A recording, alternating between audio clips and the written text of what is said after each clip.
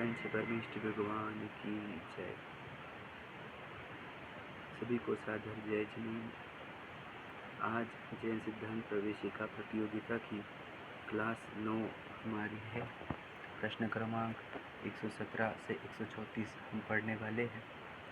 अब हम अभी तक हमने देखा, जितना भी हमने देखा वो विषय था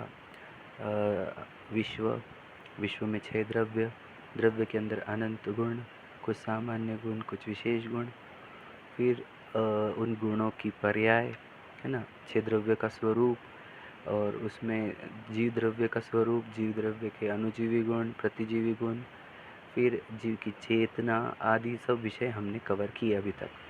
अब हम अंतिम ये द्रव्य गुण पर्याय वाले चैप्टर के अंतिम प्रश्न की ओर आ गए हैं। ये अभी 134 ख़त्म होने पर हम कर्म के सिद्धांत में एंटर करेंगे। तो हम शुरुआत करते हैं प्रश्न क्रमांक 117 से। प्रश्न 117, सुख किसे कहते हैं? उत्तर है आह्लाद स्वरूप आत्मा के परिणाम विशेष को सुख कहते हैं। तो देखो, अनादि से हमें किसकी खोज थी पता है? हम सुख खोज रहे हैं, और हम मतलब हम जीव आत्मा, और अनंत आत्मा जितनी है विश्व में वे सभी सुख खोज रही है।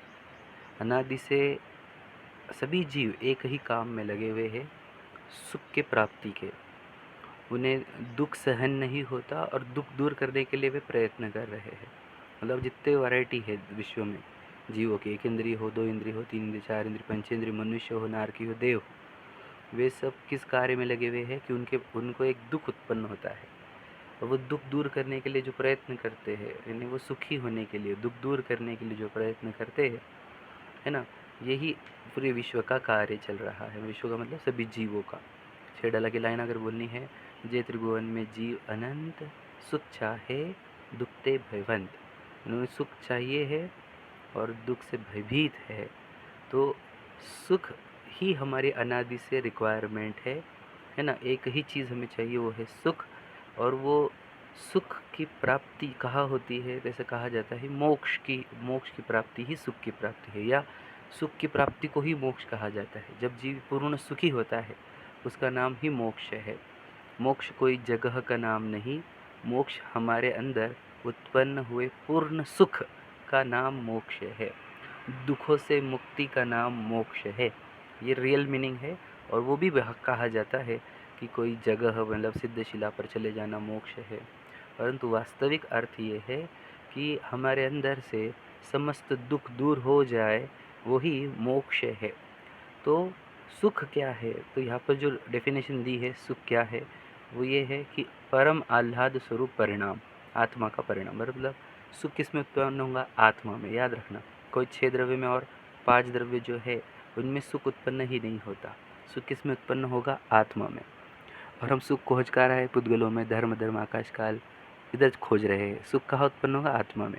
आत्मा के परिणाम में लिखा है, परिणाम मतलब अपने भावों में उत्पन्न होगा।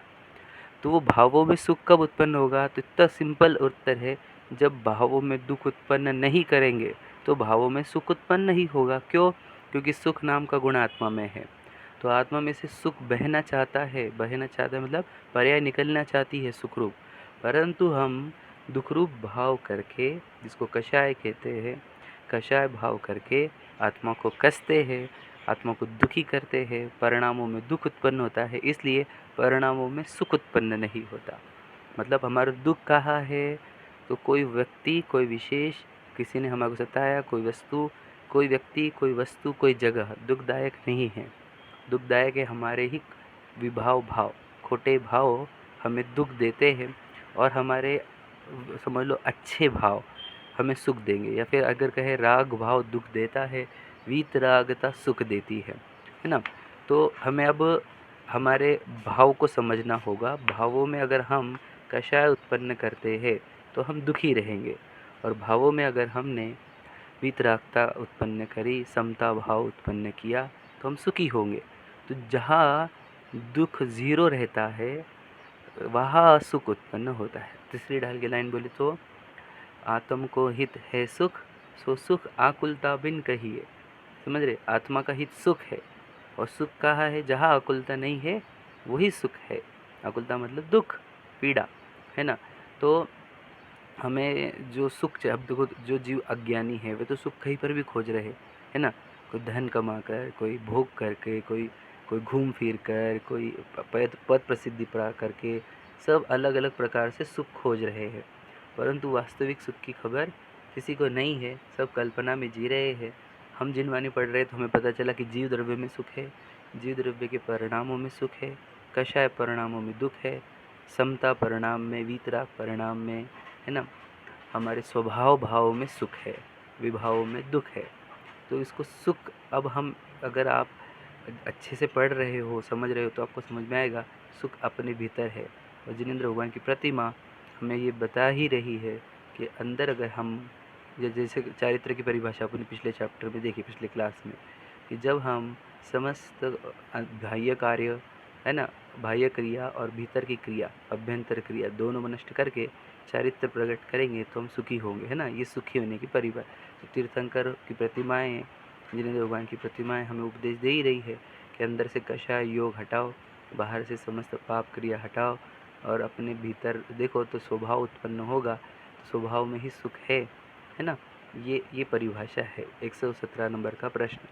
बहुत बोला जा सकता है, पर समय की मर्यादा जानकर मैं इसको आगे बढ़ रहा हूँ। परंतु ये बोलना है शॉर्ट में, हमें अनादि से सुख की खोज है, तो सुख मिलेगा जीव द्रव्य में और उसके स्वभाव में, है ना। जीव द्रव्य में जब वो विभाव बंद कर देगा तो उसे सुख उत्पन्न होगा ऑटोमेटिक। कितना कि पहले तो अनंत भगवान को अनंत सुख उत्पन्न होता है, बराबर है। और फिर समझ रहे, और सिद्ध बनने पर अव्याबाध सुख उत्पन्न होता है। तो इतना सुख उत्पन्न होता है जब जीव विभाव छोड़े। इतनी इम्पोर्टेंट बात है। हम दुखी विभावों से है, कोई व्यक्ति विशेष से नहीं, कोई घटना विशेष से नहीं, कोई वस्तु विशेष से नहीं, कोई जगह विशेष से नहीं, है ना, कोई क्षेत्र विशेष से हम दुखी नहीं है। हम हमारे विभाव से दुखी है, स्वभाव से सुखी होंगे।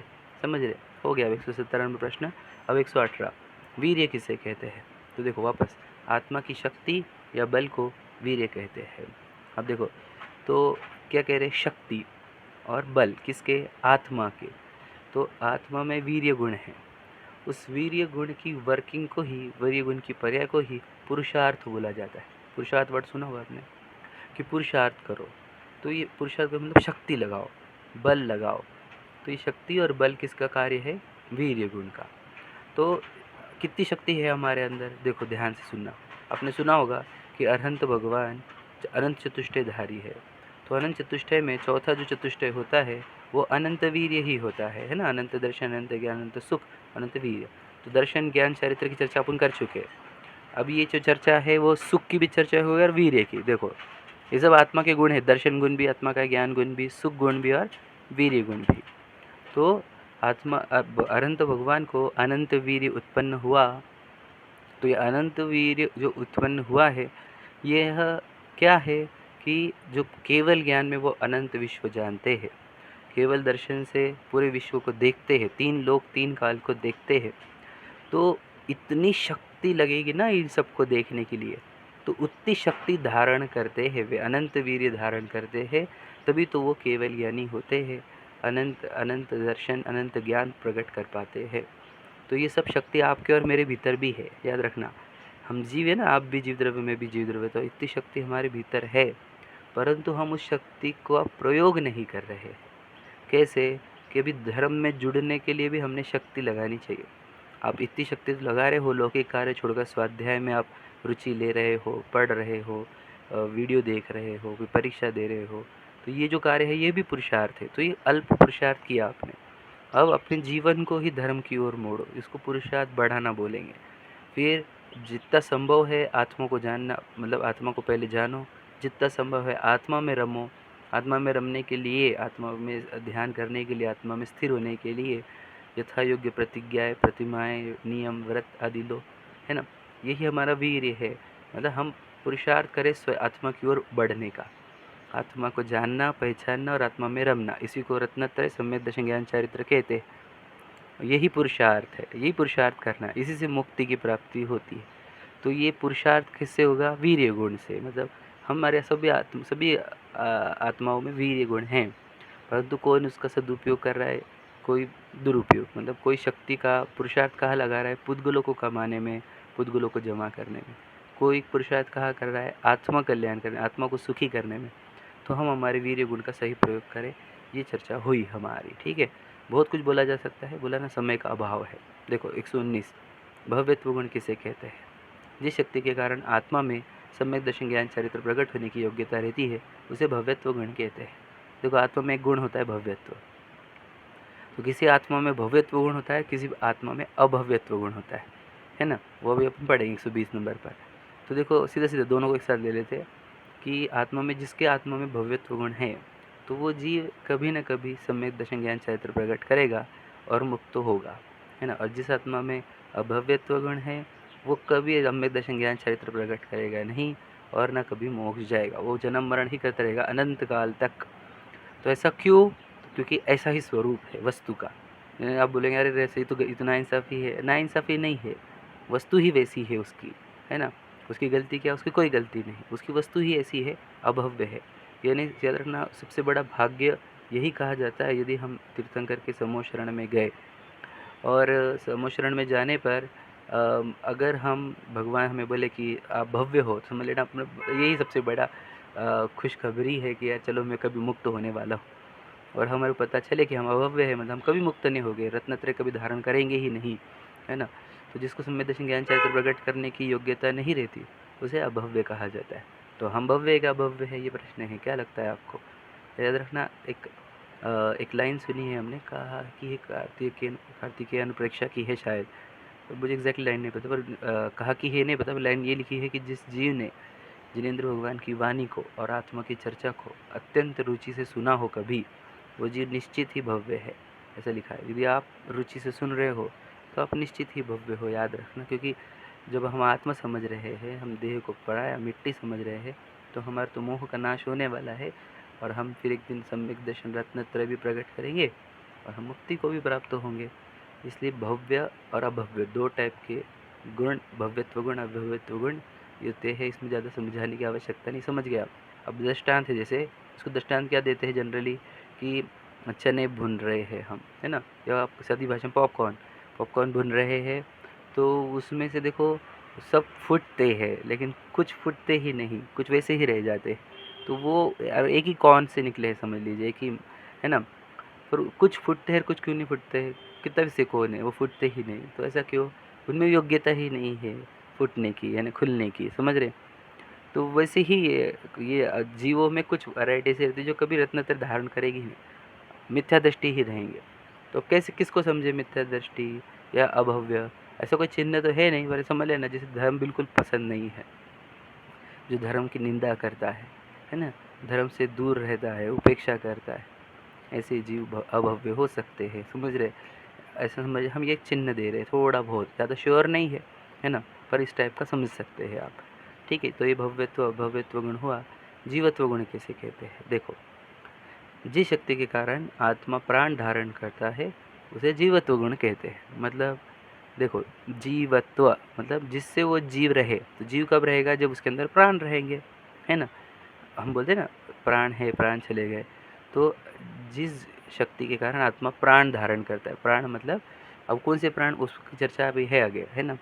तो अगर जीव, आत्मा के अंदर एक गुण है, उसके कारण क्या होता है, यह जीव प्राण को धारण करता है, उस गुण का नाम है जीवत्व गुण। जब हमारे अंदर जीवत्व गुण है, आपके अंदर, मेरे अंदर, इसलिए हमने प्राण धारण किए हैं, इसलिए हम जीवित हैं, सीधी सीधी बात है। अगर वो हमारे अंदर जीवत्व गुण नहीं रहता, तो वो प्राण धारण नहीं करता, तो हम जीवित नहीं होते। तो प्राण किसे कहते हैं? वही परिभाषा देखो, जिनके संयोग से, संयोग लिखा है, संयोग है वो, ठीक है, जिनके संयोग से जीवन अवस्था और वियोग से मरण अवस्था को प्राप्त होता है, उन्हें प्राण कहते हैं, समझ रहे? तो क्या, जिनके संयोग से जीवन अवस्था मतलब क्या? प्राण है तो जीवन है, प्राण चले गए तो मरण है ना। तो हम बोलते हैं जिसके प्राण चले गए तो मतलब मरण, प्राण है तो जीवन, ठीक है। तो ये प्राण क्या है, ये प्रश्न है अब, है ना। प्राण कितने होते हैं? तो हमने जो सुना है वो आज तक वो अलग सुना है, और ये रियल वाला अलग है, एक है, ठीक है। क्योंकि आप ही ने तो सिखाया था कि जीव जन्मता मरता ही नहीं, बराबर है, जीव जन्मता मरता नहीं, सही है। जीव के प्राण अलग है, आप अपने जो सुने हैं वो अलग है, ठीक है। देखो, तो प्राण के दो भेद है, ठीक है। कौन से? कि वह एक है द्रव्य प्राण और एक है भाव प्राण। ठीक है, तो द्रव्य प्राण भाव प्राण क्या होते हैं? तो 124 पर देखो, द्रव्य प्राण कितने हो के कितने भेद है? तो 10 भेद है द्रव्य प्राण के। मतलब अगर समझा दो सिंपल, द्रव्य प्राण मतलब पुद्गलों के प्राण, पुद्गलों से बने हुए प्राण, उसको द्रव्य प्राण बोलते हैं। पुद्गल ऐसे प्राण का आकार क्यों बनाता है? क्योंकि हमारे कर्म वैसे है, हमने अनादि से जो कर्म संचय किया है उसके कारण पुद्गल प्राणों के आकार बनाता है शरीर के। ठीक है, और वो प्राण को द्रव्य प्राण कहते हैं। और भाव प्राण क्या होते हैं? नीचे लिखा भी है वैसे, पर समझा देते हैं। जो हमारे अंदर चेतना चल रही है ना, निरंतर चल रही है, वो आत्मा का भाव प्राण है। वो हमें जब तक चेतना है तब तक हम जीवित है, चेतना कभी नष्ट नहीं होती, इसलिए कभी मरते नहीं। तो भाव प्राण अलग है, आत्मा वाला पार्ट है वो। द्रव्य प्राण जो है वो पुद्गल वाला पार्ट है, मिट्टी वाला पार्ट है। ठीक है, तो उस द्रव्य प्राण के 10 भेद होते हैं। कौन से? मन का बल, मन में ताकत कितनी है? वचन बल, वचन में कितनी ताकत है? काय बल, शरीर में कितनी ताकत है? स्पर्शन इंद्रिय जो पूरी बॉडी के ऊपर छिद्र है वो सब, रसना इंद्रिय जबान, घ्राण इंद्रिय आँख, चक्षु इंद्रिय और कर्ण इंद्रिय, ये 5 इंद्रिया है ना। वो 3 बल पहले के, और इन दो, और एक श्वासोश्वास जो इनहेल एक्सेल हो रहा है, श्वासोश्वास, और आयु, आयु मतलब ये बॉडी की लाइफ। ठीक है, तो ये 10 प्रकार के। तो इसको कैसे याद करते हैं? 3 बल 3, 5 इंद्रिया 5, 8 हो गए, और 2 बल 2, एक आयु और एक श्वासोश्वास, श्वासोश्वास और आयु, ऐसे समझ लेना वापस से। 3 बल, मन बल, वचन बल, काय बल, 5 इंद्रिया है ना, 8, एक श्वासोश्वास और एक आयु, ऐसे 10 प्राण होते हैं। तो ये 10 प्राण आपके साथ है क्या? है। क्योंकि अब क्यों ऐसे आपके पास 10 प्राण क्यों है वो हम पढ़ेंगे। तो ये 10 प्राण आपने बनाए हैं क्या? आपके पापा मम्मी ने बनाए हैं, आपके दादा दादी ने बनाए, आपके फ्रेंड ने, किसने बनाए? कर्मों ने बनाए। 10 प्राण है कि नहीं आपके पास? है। आप बोल क्यों पा रहे हो? क्योंकि वचन बल है आपके पास, है कि नहीं? तभी तो आप बोल पा रहे हो। सांसें कैसे ले पा रहे हो? क्योंकि आपको श्वासोश्वास वाला प्राण है आपके पास। ऐसा बहुत समझना, बहुत गहराई है इसके अंदर। आप विचार करना कि ये रियलिटी है या नहीं जो हम बोल रहे हैं। ये जिनेंद्र भगवान से प्राप्त हुआ केवल ज्ञान में उन्होंने जो देखा, समोशरण में जो बोला, वो वाणी है ये। तीर्थंकर की धुनि गणधर ने सुनी, है ना। अंग रचे चुनी ज्ञानमयी, सुजिन वरवानी शिव सुखदानी, त्रिभुवन वाणी पूज्य वही। समझ लेना, ये तीर्थंकर की वाणी है जो हमें को बता रही है। जो आप जिसकी सेल्फी खींच रहे हो वो एक्चुअल में द्रव्य प्राण है ना। वो स्पर्शन इंद्रिय है जो आप फोटो खींच रहे, जो दिख रहा है आपको वो। ठीक है, और उसके ऊपर ही स्पर्शन इंद्रिय के ऊपर देखो ये और 4 इंद्रिया भी है।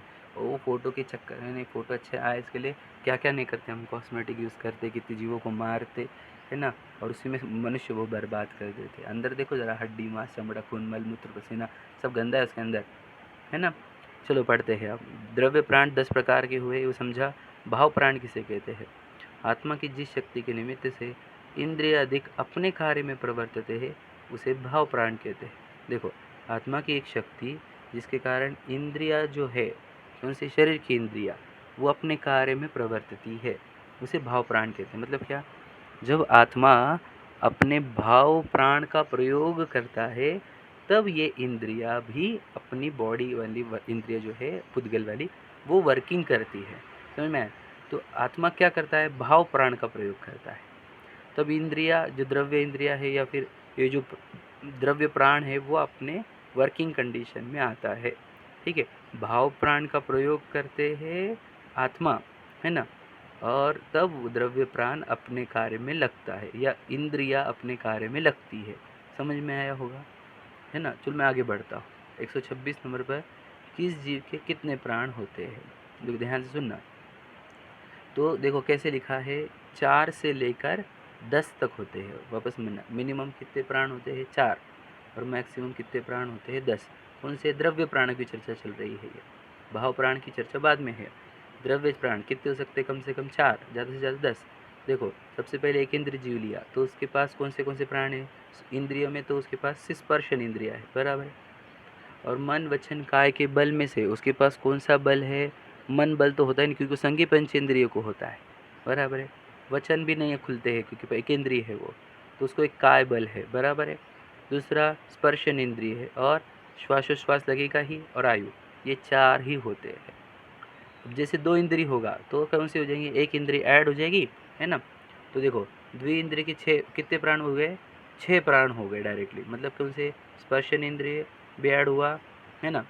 पहले 4 जो है वो दोनों, मतलब पहले के 4 पूरे, स्पर्शन इंद्रिय तो है ही, काय बल है ही, श्वासोश्वास आयु है ही, सिर्फ एक ऐड हुआ क्या, रसना इंद्रिय और वचन बल, ये 2 एक साथ ऐड होते, क्योंकि रसना इंद्रिय ऐड हुई स्पर्श इंद्रिय के बाद, तो रसना इंद्रिय के साथ ही वचन बल भी ऐड हो जाता है, क्योंकि बोलते भी आता है, आवाज़ निकालते आती है, 2 इंद्रिय एग्जाम्पल, ठीक है। 3 इंद्रिय की क्या होगा, पूर्वोक्त 6 प्लस 1 7, समझ रहे, मतलब 7 बल वाला हो जाएगा 3 इंद्रिय, पहले के 6 जो है वो एज इट इज़, और फिर कौन सा ऐड हो गया उसके अंदर, घ्राण इंद्रिय ऐड हो गई। फिर जो 4 इंद्रिय है उसके पास कितने हो जाएंगे बताओ, उसके पास पुराने वाले जो 7 के है वो, प्लस चक्षु ऐड हो गया।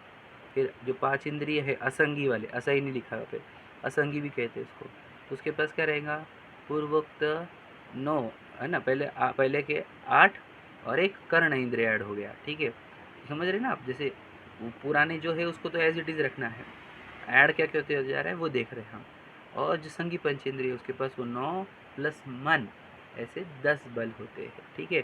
पढ़कर भी समझ में आता है ये, लेकिन समझा भी दिया। क्या कहना है, 10 बल होते हैं संगी, आपके पास 10 बल है कि नहीं, यानी पुद्गलों ने, पूर्व कर्म ने, पुद्गलों ने मिलकर आपको 10 प्राण दिए हैं आपके साथ में, आपके शरीर के रूप में, ठीक है। तो ये 10 प्राण जो मिले हैं ये पुद्गलों के हैं, ये अपने नहीं है, ये बात समझना, ये हम है नहीं, है ना। तो ये 10 प्राण मिले हैं, और जब हम चले जाते तो बोलते प्राण चले गए, प्राण चले गए, तो इसको जला दिया जाता है ना। तो हमें कुछ देखो, मन बल है, वचन बल है, काय बल है, बराबर है, स्पर्शन इंद्रिय, रसना इंद्रिय, घ्राण इंद्रिय, चक्षु इंद्रिय, कर्ण इंद्रिय है, ठीक है। और श्वासोश्वास भी, आयु भी है ये नहीं, इतना सब है, ये प्राणों के प्रकार है, द्रव्य प्राणों के, ठीक है। तो ये द्रव्य प्राण कब वर्किंग करते हैं, जब भाव प्राण का प्रयोग किया जाता है, मतलब जब आत्मा भाव प्राण का यूज़ करे। तो भाव प्राण कौन से होते हैं, एक भावेंद्रिय और एक भाव बल, मतलब क्या, समझना ध्यान से, एक भावेंद्रिय होता है और एक भाव बल, मतलब भाव इंद्रिय मतलब जब जीव इंद्रियों को प्रयोग करने के भाव करता है, कभी वो देखने के भाव करे तो ये इंद्रिय एक्टिव हो जाती है और फिर देखती है, वो सुनने के भाव करे तो इधर के आत्म प्रदेश एक्टिव होकर सुनना चालू हो जाता है, जब वो सूंघने के भाव करे तो इधर के आत्म प्रदेश भी एक्टिव होते हैं और सूंघना हो जाता है, जब वो टेस्ट करने के भाव करता है तो टेस्ट बर्ड्स के भाव के आत्म प्रदेश एक्टिव होते हैं, वो टेस्ट करता है, वो स्पर्श वाले करे तो वैसा। तो कहना ये है, जो ये अपने आत्मा के अंदर इंद्रियों को प्रयोग करने के लिए शक्ति यूज़ कर रहा है उसको कहते हैं भाव इंद्रिया, ठीक है। और जब वो बॉडी एक्टिविटी करने के लिए शक्ति लगाता है तो उसको भाव बल बोलेंगे, है ना। मन के एक्टिविटी यूज़ करने के लिए जो शक्ति लगा रहा है वो भाव बल है ना। या फिर मन हो गया शक्ति हो गया, वचन बोलने के लिए जो शक्ति लगा रहा है वो भाव बल है। तो आत्मा के पास 2, यहाँ पर जो लिखे वो 2 भाव है, भाव प्राण कौन से, भावेंद्रिय और भाव बल। भाव इंद्रियों को यूज़ करने के लिए जो शक्ति लगा रहे हैं वो भावेंद्रिया है, और बॉडी के 3 बल को यूज़ करने के लिए, मन वचन काय के बल को यूज़ करने के लिए जो जो प्रयत्न कर रहा है वो भाव बल है, ठीक है। तो भावेंद्रिय के कितने भेद है, वो बस वही है, वो मैंने बताया था ना कि स्पर्शन इंद्रिय संबंधी भावेंद्रिय, रसना इंद्रिय संबंधी भावेंद्रिय, कर्ण इंद्रिय संबंधी, चक्षु इंद्रिय संबंधी, घ्राण इंद्रिय संबंधी, ये भाव 5 प्रकार के भाव बल है जो जीव के है, जीव उसका प्रयोग करता है, ठीक है। आगे तो भाव बल हो गए। अब वैभाविक गुण पढ़ते 130 नंबर पर क्या लिखा है, वैभाविक गुण किसे कहते हैं, तो सुनो ध्यान से, जिस शक्ति के निमित्त से दूसरे द्रव्य का संबंध होने पर विभाव परिणति होती है उसे वैभाविक गुण कहते हैं। तो देखो क्या है वैभाविक, मतलब विभाव पढ़ा था तुमने, स्वभाव से विरुद्ध होता है विभाव। तो विभाव करता है कौन करता है, तो ऐसा कहा है जीव और पुद्गल 2 द्रव्य में वैभाविक गुण हैं, ठीक है। तो ये 2 द्रव्य ऐसे हैं जब इन द्रव्यों को दूसरे द्रव्य का निमित्त मिलता है तो ये विभाव उत्पन्न करने लग जाते हैं, ठीक है। तो जैसे दृष्टांत देते, जैसे स्फटिक है, कैसा कलर स्फटिक कैसा रहता है, ट्रांसपेरेंट जैसा रहता है, बराबर है। और उसके सामने अगर लाल कपड़ा लेकर गए तो वो लाल दिखने लग जाता है, है ना। अगर पीला कपड़ा लगेगा तो पीला दिखने लग जाता है। मतलब जिसके पास आने पर, जिसके पास अगर कोई कपड़ा लेकर गया लाल कपड़ा, तो वो लाल दिखने लग गया, तो उसके अंदर लाल रंग आ गया किस पट्टी के अंदर? नहीं, वो लाल रंग रूप विभाव उत्पन्न कर ले। स्वभाव क्या है उसका? ट्रांसपेरेंट। लेकिन लाल कपड़ा आते ही वो लाल हो जाता है ना, तो ये उसका विभाव गुण है। जैसे दृष्टांत हुआ, ये दृष्टांत है। वैसे ही जीव कैसा है? अपने आप से अगर कर्मों का निमित्त ना हो तो वो तो सिद्ध समान है, परंतु जब कर्मों का निमित्त आता है तो ये विभाव करने लग जाता है, खोटे भाव करने लग जाता है, कषाय करने लग जाता है। तो ये उसके अंदर विभाव उत्पन्न होते हैं जीव, हैं। तो वो विभाव उत्पन्न करने के कारण कर्म का बंधन करता है, संसार में भटकता है। तो ये जीव के अंदर विभाविक गुण है, इसके लिए वो विभाव प्रकट करता है। दूसरा, पुद्गल के अंदर भी विभाव गुण है क्या? हाँ। जब जीव के विभाव गुण होते हैं, विभाव करता है जीव, तो वही कारमान वर्गणाएं कर्मरूप हो जाती है। तो कर्म ने कारमान वर्गणा भी पुद्गल की है, तो उसमें भी निमित्त पड़ा जीव का। जीव ने विकारी भाव किए तो वो भी कर्मरूप हो जाती है, फिर वो शरीर रूप बनती है। उसको तो परमाणु रूप रहना चाहिए था, तो वो शरीर रूप क्यों बन रही है, कर्म रूप क्यों बन रही है? क्योंकि उसके अंदर भी वैभाविक गुण है पुद्गल के अंदर। वो भी जब जीव का निमित्त पाता है तो वो भी विभाव करने लग जाता है। ठीक है, तो ये वैभाविक गुण है, ये समझ में आया। इस प्रकार 130 में हो गए हमारे। अब ये जो 3-4 गुण की बात चल रही है, ये है जीव के प्रतिजीवी गुण। देखो, अनुजीवी गुण की चर्चा हो गई थी, प्रतिजीवी गुण की चर्चा करनी बाकी है। और मुझे कुछ प्रश्न भी आए थे कि प्रतिजीवी गुण नहीं समझा, तो वो भी सुन लो अच्छे से। प्रतिजीवी गुण मतलब क्या बताया था मैंने। अनुजीवी गुण का अर्थ क्या है? जिसकी वर्किंग हमेशा दिखती ही रहेगी, मतलब कुछ भी हो जाए वो उस वस्तु में से कभी नहीं जाता, उसकी मतलब उस गुण की पर्याय उस द्रव्य में हमेशा रहेगी।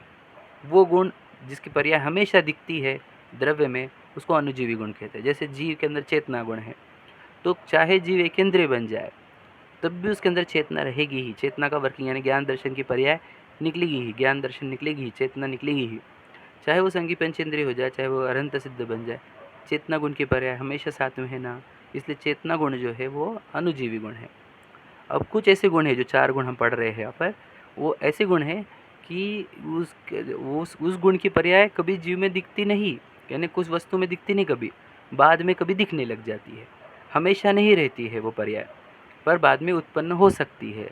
ऐसे गुणों को कहते हैं ना छुपे हुए गुण। मतलब गुण है लेकिन पर्याय नहीं निकाल रहे हैं, या उस गुण का पूरी तरह घात हो गया है, ऐसा इस प्रकार से समझ के चलो। या उस गुण की कोई पर्याय ही नहीं निकल रही है, छुप गया है, ढक गया है, तो उस गुण को कहते हैं प्रतिजीवी गुण। ठीक है, अब पढ़ते हम समझ में आएगा। जैसे हम 131 पर अव्याबाध जीव गुण किसे कहते हैं? देखो, अव्याबाध तो उत्तर है साता और असाता रूप आकुलता के अभाव को अव्याबाध प्रतिजीवी गुण कहते हैं। देखो, अव्याबाध का अर्थ होता है कि किसी से बाधा ना हो। समझ में? अव्याबाधा, अब बाध मतलब ना, बाध मतलब बाधा, मतलब किसी से बाधा ना हो, ऐसा आत्मा के अंदर गुण है। मतलब क्या? कुछ भी दुनिया में हो, हमारे को कोई बाधा नहीं पहुंचती जीव में, है ना। सही बात है कि नहीं? रियलिटी तो यही है कि चाहे कुछ भी हो जाए, जीव के अंदर कोई बाधा नहीं पहुंचती। ऐसा होते हुए भी जीव अनादि से कर्मों के साथ है, तो इसको साता और असाता कर्म के फल आते रहते हैं। कभी अच्छे फल, कभी बुरे फल, ऐसे फल आते रहते हैं ना। उसको पुण्य के फल, पाप के फल बोलते हैं जैसे। तो ये वहाँ पर वो पुण्य के फल आने पर हर्षित हो जाता है, उत्साही हो जाता है ना। वो घमंड में आ जाता है, ईगो में आ जाता है, प्राइड में आ जाता है। और पाप कर्म क्या, तो रोने लग जाता है, चीखने लग जाता है, गिड़गिड़ाने लग जाता है, गिल्टी फील करता है ना। तो ये नहीं, ये बाहर की सिचुएशन से अफेक्ट हो रहा है ना, बाधित हो रहा है ना। तो देखो, इसका गुण क्या था? अव्याबाधी, मतलब ये किसी से बाधित नहीं होना चाहिए था, किसी से अफेक्ट नहीं होना चाहिए था, तब भी अफेक्ट हो रहा है कि नहीं? तो ये गुण जो होते हुए भी, अव्याबाध गुण होते हुए भी प्रकट हो रहा है क्या? नहीं हो रहा है, अनादि से प्रकट नहीं हुआ। हमेशा जो पुण्य पाप के फल है, ये जीव उछलता रहा या परेशान होता रहा। तो जब याद रखना, जब सिद्ध भगवान बनता है जीव, यानी जीव सिद्ध बनता है, तो उसके कौन से कर्म का नाश होता है? जैसे 8 कर्मों का नाश हुआ, उसमें से जब उसके साता असत वेदनी कर्मों का नाश होता है, तब ये गुण प्रकट होता है। कौन सा? अव्याबादी गुण। और तब उसके बाद उसको पूरे विश्व के कोई भी सिचुएशन से कोई बाधा नहीं पहुंचती। पहले भी नहीं पहुंचनी चाहिए थी, परंतु पहले वो गुण प्रकट नहीं हुआ था। क्यों? किसके निमित्त से? वही कौन से कौन सा लिखा है? साता साता वाला वेदनी कर्म के निमित्त से वो गुण प्रकट नहीं हो रहा था। तो प्रकट नहीं हो पा रहा है, तभी तो वो प्रतिजीवी गुण है। प्रकट हो पाता तो वो अनुजीवी गुण होता। समझ गए? अब दृष्टांत से अब समझ में आया होगा। तो हमारे को बाधा पहुंचनी चाहिए थी क्या? नहीं पहुंचनी। क्यों पहुंच रही है? क्योंकि हम अपने आत्मा में लीन नहीं हो रहे। देखो, भगवान जी हो, मुनराज हो, जब ध्यान करते तो उपसर्ग से भी उनको बाधा नहीं पहुंचती। तो वे अपने गुण प्रकट करना चाह रहे हैं, है ना, अव्ययवादी गुण वाला समता भाव प्रकट कर रहे हैं कि हम बाधित नहीं हो, है ना, उपसर्ग से, परिशह से, ऐसा समझे आप। तो अब आगे, अवगाह प्रतिजीवी गुण किसे कहते हैं? वापस, परतंत्रता यानी आयु कर्म के अभाव को अवगाह प्रतिजीवी गुण कहते हैं। मतलब क्या? जीव का एक स्वरूप है, मतलब एक गुण है उसका, अवगाह। अवगाह मतलब सीधी भाषा में देखो, अपन ने आकाश द्रव्य के विशेष गुण में देखा था कि उसका विशेष गुण है अवगाहनत्व। मतलब क्या? जगह देना। तो जीव का भी स्वरूप ये है कि वो जगह दे, परंतु क्या हो गया, आयु कर्म के कारण हमारे को एक शरीर मिला। अब जिस शरीर जहाँ मैं रह रहा हूँ वहाँ पर मैं किसी और को आने दे पा रहा हूँ क्या? नहीं आने दे रहा हूँ। तो मैं जगह देने वाला बना क्या? अभी नहीं देने वाला बना। क्यों? फिर मेरा अवगाहन गुण प्रकट हुआ क्या? नहीं प्रकट हो रहा है। क्यों? जब तक आयु कर्म के कारण एक शरीर रहेगा तो मैं किसी को अवगाहन दे ही नहीं सकता। दे सकता हूँ क्या? नहीं दे सकता हूँ। तो मेरा अवगाहन गुण प्रकट हो रहा है क्या? नहीं। तो इसलिए अपर वर्डी उसके परतंत्रता या आयु कर्म के का अभाव को, तब जब आयु कर्म अभाव हो जाएगा, शरीर छूट जाएगा, है ना, हमेशा के लिए सिद्ध बनेंगे जब हम, तो हम अवगाहन दे पाएंगे क्या? हाँ। तो यह सिद्धशिला पर अनंत सिद्ध भगवान है जो एक दूसरे में अवगाहन कर रहे हुए है ना, क्योंकि जगह कम है और इतने सिद्ध हो गए और सिद्ध होने, तो वो एक दूसरे को अवगाह देते हैं। एक ही क्षेत्र में कितने सिद्ध रहते हैं, ऐसे अवगाह गुण होता है। ठीक है, आगे अगुरु लघु गुण किसे कहते हैं? देखो, अगुरु लघु का नाम ही है, अगुरु अलघु, कोई छोटा नहीं कोई बड़ा नहीं, है ना। तो हम सब जीव तो समान हैं, फिर सबको ऊपर नीचे कौन देख रहा है, क्यों देख रहे हैं? तो ये उसका कारण है कि हमारे पास एक कर्म है, कौन सा? वही कौन सा गोत्र कर्म। अब गोत्र में दो गोत्र पड़ते ही है, एक उच्च गोत्र एक नीच गोत्र। तो उच्च गोत्र नीच गोत्र जब तक रहेंगे तब तक जीव बड़े छोटे, अच्छे बुरे, स्पेशल साधारण, ऐसे दिखते रहेंगे। समझ में? मतलब डिवीजन पड़ेगा। जीव समान होते हुए भी जीव का स्वरूप क्या है कि वो समान रहे हमेशा, ना बड़ा हो ना छोटा हो। परंतु गोत्र कर्म जब तक रहेगा तब तक ये जीव बड़ा छोटा दिखता रहेगा विश्व को, है ना, साइज से भी, क्वालिटी से भी, ऐसा। तो जब ये गोत्र कर्म का नाश होता है तब जीव के वो कौन सा गुण, अगुरु लघु वाला गुण प्रकट होता है, जो प्रतिजीवी गुण में आता है। तब वो गुण प्रकट होता है और तब जीव किसी से बड़ा न छोटा दिखता है। ठीक है, ये हो गया अगुरु लघु गुण की बात। अब सूक्ष्मत्व गुण के कारण क्या है? इंद्रियों के विषय रूप स्थूलता, नाम कर्म के अभाव को सूक्ष्मत्व प्रतिजीवी गुण कहते हैं। मतलब जीव का स्वरूप क्या है पता है आपको? क्या? वो इतना सूक्ष्म, वो सूक्ष्मत्व गुण है उसके अंदर। मतलब वो इतना, वो सूक्ष्म इतना है कि वो आंखों से दिखाई ना दे, जबान से टेस्ट ना हो, जिसकी गंध ना आए, समझ रहे, जो जिसको स्पर्श ना किया जा सके, कौन सा रह गया, है ना। तो ऐसा वो वस्तु है एक्चुअल में। फिर भी अब देखो क्या हो गया, हमारे को नाम कर्म ने शरीर दिया, तो हमारे को देखा भी जा रहा है कि देखो ये विशाल भैया है, अरे ये वो है, ये वो है, जो अभी आपके नाम हो, तो देखा भी जा रहा है, टच भी किया जा रहा है, गंध भी आ रही है ना, और समझ लीजिए वर्ण भी है ना। तो ये इस टाइप के, अब है तो हम कैसे हैं, सूक्ष्म होने चाहिए थे हम इतने सूक्ष्म थे कि दिखते नहीं इंद्रियों से, फिर भी दिखने क्यों लगे? क्योंकि नाम कर्म ने शरीर बनाया है। तो तो हमारे को ट्रेस किया जा रहा है इंद्रियों से भी। तो वहाँ पे लिखा है इंद्रिय के विषय रूप स्थूलता। तो अब ये इंद्रिय की विषय रूप स्थूलता क्यों हुई? नाम कर्म के कारण। और जब नाम कर्म का अभाव होता है, जब हम सिद्ध बनेंगे तो नाम कर्मों का अभाव हो जाएगा, शरीर का अभाव हो जाएगा, तो हमारा सूक्ष्मत्व गुण तब प्रकट होगा। तब तक प्रकट हो पा रहा है क्या? नहीं प्रकट हो रहा है। इसको कहा प्रतिजीवी गुण। अब ये 4 दृष्टांतों से आपको तो प्रतिजीवी गुण समझ में आ जाने चाहिए। देखो मेरे अंदर अव्यबाद गुण है कि किसी से बाधा ना हो, तभी बाधा क्यों हो रही है, समझ रहे? क्योंकि गुण प्रकट नहीं हो पा रहा है। अवगाह मैं सबको जगह दे सकता हूँ, तो दे पा रहा हूँ क्या? नहीं। अगुरु लघु में छोटा बड़ा नहीं होना चाहिए था, फिर भी छोटा बड़ा दिख रहा हूँ ना ये। और मैं सूक्ष्म रहना चाहिए था, इंद्रियों से नहीं दिखना चाहिए, तब भी दिख रहा हूँ ना। तो ये गुण प्रकट क्यों नहीं हो रहे? क्योंकि वो 4 आघातीय कर्म है। तो ये गुण कब प्रकट होंगे? जब 4 आघातीय कर्मों का अभाव होगा, जब हम सिद्ध बनेंगे तब ये गुण प्रकट होंगे। समझ में आया? इस प्रकार हमने द्रव्य गुण पर्याय के माध्यम से पूरा जीव द्रव्य के बारे में अच्छे से अभ्यास किया कि जीव के अंदर अणुजीवी गुण कौन से है, प्रतिजीवी गुण कौन से है, जीव का स्वभाव क्या है, विभाव क्या है, सम्यक दर्शन क्या है, चारित्र क्या है, सुखी कैसे होते हैं, दुख का अभाव कैसे किया जाता है ना। तो ये सब चर्चा अद्भुत है, अनमोल है, आपको क्या बताएं। और ये विषय भी बहुत ऐसे क्रम से लेकर गए हैं, है ना, बहुत अच्छा है हमारे लिए। अगर कोई इतना पढ़ ले तो उसका कल्याण हो सकता है, कोई सच्चा रुचिवान हो, कोई जो जन्म मरण का अभाव करना चाहे, उसका कल्याण होगा ही। तो हमारे अल्टीमेटली हमारे को क्या चाहिए? सुख चाहिए। समझ में? जहाँ से शुरुआत हुई थी हमारे, हमें सुख चाहिए, कितना सुख, कैसा सुख कहें हम, तो जिस सुख में देखो आह्लाद हो, मतलब कोई पीड़ा ना हो, जब हम एकदम पूर्ण निर्भर रहे, निशंक रहे, कोई शंका ना हो, कोई भय ना रहे, निर्भय हो, है ना, कोई आकुलता नहीं हो, असहजता नहीं हो, पीड़ा नहीं हो, खिंचाव नहीं हो, तनाव नहीं हो, समता हो, ठीक है।